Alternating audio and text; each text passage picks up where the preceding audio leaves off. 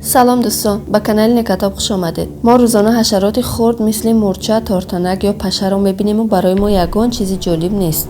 اما اگر آنها را از پیش ببینیم حتما چیزهای عجیبی رو میبینیم که حیران میشویم. در این ویدیو سراغ همین موجودات میرویم و آنها را از نزدیک تماشا میکنیم. پس تا آخر ویدیو با ما باشید و لایک موندن رو فراموش نکنید.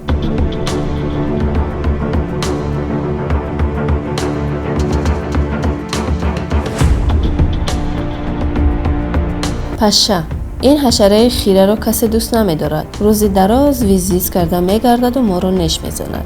نش پشه سوزش می‌کند و آدم را ناراحت می‌کند. پشه‌ها بیماری‌های گوناگون را با خود می‌گردانند و حتی بیماری‌هایی که سبب مرگ آدم می‌شود را با بدن می‌گذرانند. شاید ندانید که پشه چخیل انسان را نش زده خونش را می‌مکد. پشه خرطومش را با پوست آدم درآورده خونش را می‌مکد.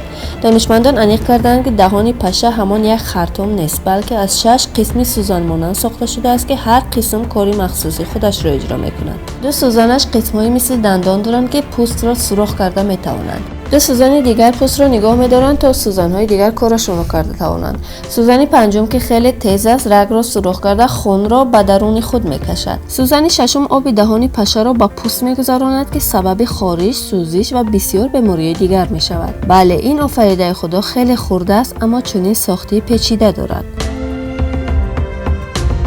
واتر استرایدر. واتر استرایدر موجوداتی هستند که در روزهای گرم در آب‌های آرام بیشتر دیده می‌شوند. شاید ظاهری آنها خیلی نازک است اما آنها شکارچی‌های با قوتی هستند. بدن و پای آنها از موی‌ها پوشیده شده است که آبگریز است و به همین خاطر در سطح آب خود را نگاه می‌دارند و به درون آب نمی‌درآیند. پای‌های پیش این حشره شکار را به دام می‌گیرد و اینچنین سرعت را تنظیم می‌کند. جالب است بدانید که این حشره می‌تواند روی آب بپرد و از مانعه‌ها گذرد و بعد دوباره برای آب فرود آید و حرکت کند و به درون آن ندرآید. خوراک واتر استرایدر حشره‌های خرد درون آب هستند. در روزهای سرد زمستان آنها آب را ترک کرده به زیر درختان، کنده درخت و به جنگل‌ها می‌روند. مورچه. مردم به مورچه زیاد توجه ندارند. این حشره خرد بیشتر زیر نظر زیستشناسان و یا کودکان کنجکاو قرار می‌گیرد. اگر از فاصله نزدیک از مورچه رسم گیریم با این صحنه روبرو می‌شویم. چنانه که می‌بینید مورچه دو شاخک دارد و سطح بدنش موی دارد. مورچه هم مثل دیگر حیوانات اسکلت دارد و این اسکلت او را از فشارها محافظت می‌کند. شاخک‌های سرش را وظیفه سنسوری را اجرا می‌کنند و توسط آنها ماده‌های شیمیایی هوا و لرزش را احساس می‌کند. اینچنین با لمس کردن سیگنال های گوناگون میفرستد و دریافت میکند. دهان آنها هم برای ساختن خانه، کشیدن خوراک و دفاع از خود استفاده می شود. حالا به شما میگویم که چرا لقب پیشرفته ترین حشره دنیا را به مورچه ها دادند. اگر در طبیعت قدم زده ببینید، مورچه ها برگ درختان را تیکه تیکه کرده با خود میبرند. این یک گونه مخصوصی مورچه ها هستند. آنها برگ نمیخورند، بلکه برگ را در اختیار زنبورق قرار میدهند که در خانه اشان است. زنبورق برگ را خورده رشد میکند و این مورچه ها آن زنبورق را میخورند. جالب است نه؟ حتی فکرم نمیکردم که مورچه ها زنبورق را پرورش کرده توانند. ماهی مرکب. ماهی مرکب مثل 8 پا استاد پنهانشوی در آب است. او میتواند خودش را به شکل زمینی که در آن ایستاده است کند و با این راه شکار و یا شکارچی را فریب میکند. حاضر میبینیم که ماهی مرکب چقدر خودش را در بین موجهای آب پنهان میکند. برای این کار باید بدن این ماهی را از نزدیک ببینیم. ماهی مرکب برای کنترل رنگ بدنش از حجیره هایی که رنگ دارند استفاده میکند. این حجیره ها مثل کیسه های پر از رنگ هستند و هر زمان که خواهد رنگش را عوض کند حجیره ها پر رنگ میشوند. جالب است بدانید که این ماهی ها یک جای شده رنگشان را عوض کرده مقصد پنهانشوی ندارند بلکه میخواهند که بازی کنند. کرم پیله‌ساز. کرم‌های پیله‌ساز شکل‌های گوناگون دارند و کرم ابریشم هم به همین گروه داخل می‌شود. این کرم‌ها برگ را دوست می‌دارند و 3 مرحله خوراکشان برگ است. البته سبب زیاد برگ خوردنشان قاریشکنبه بودنشان نیست، بلکه آنها می‌خواهند در بدنشان پروتئین را ذخیره کنند. آنها تا زمانی که کرم هستند کوشش می‌کنند که برگ خورند و پروتئین ذخیره کنند و بعد که به درون پیله درآمدند از آن ذخیره بدنشان استفاده می‌برند و بعد به شکل پروانه درآمده دنیای ما را زیباتر می‌کنند.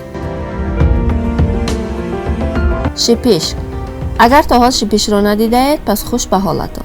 عین حال بیشتر کودکان به این حشره گرفتار هستند. دیدن آن خیلی مشکل است، اما خیلی آسان به دیگر کس میگذرد. فقط چند ثانیه خودتان را به آدمی شیپیش زده نزدیک کنید و شیپیش روی سر شما پیدا می شود. آنها خیلی با سرعت تخم خودشان را به موی سر میچسبانند تا رشد کرده کلان شوند. شیپیش‌های نامرد در یک روز چند بار خون آدم را میمکند. آنها پایهای چنگال مانند دارند که به موی سر میچسبد و حرکت می‌کنند. سبب چسبیدن به موی سر این است که به خوراکشان نزدیکتر میشوند و اگر مدت 24 ساعت از خوراک دور شوند میمیرند. یک خصوصیت آنها این است که با راه معمولی از بین نمیروند و برای کشتن آنها داروهای مخصوص لازم است. اما تشویش نشوید. کسانی که حیوانات را پرورش میکنند شیپش حیوان به آدم نمیگذارد و اینها از یکدیگر فرق دارند.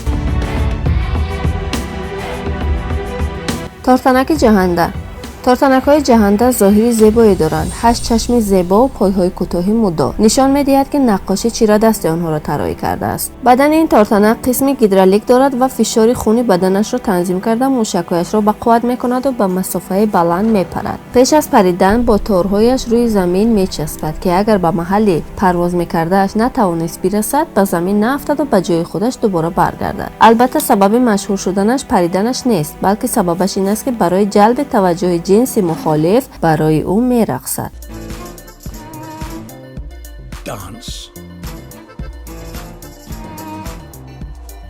چنانه که می‌بینید رقصش هم خیلی زیباست و اگر به تارتنک مادینه پسند آید به او اجازه جفتگیری می‌دهد. اما این شناسایی آنها نه همیشه خوب می‌گذرد. بعضا آنها با هم جنجال می‌شوند و تارتنک مادینه تارتنک نرینه را می‌خورد. فکر کنید که با یک دختر شناس شدنید و به دختر پسند نمی‌آید و او شما را می‌خورد. تصور کردنش خیلی وحشتناک است، اما این حادثه در دنیای حیوانات روی می‌دهد.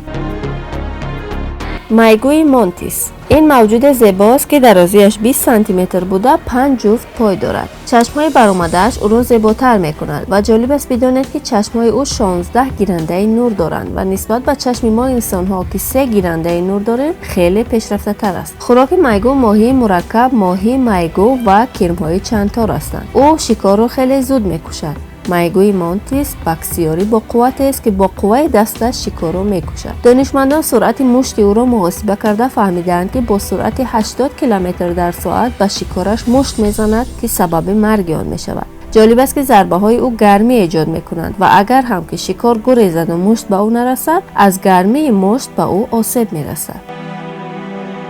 تشکر که تا آخر ویدیو با ما بودید. برای به خبر نماندن از ویدیوهای نوبتی ما با کانال ابونه شوید.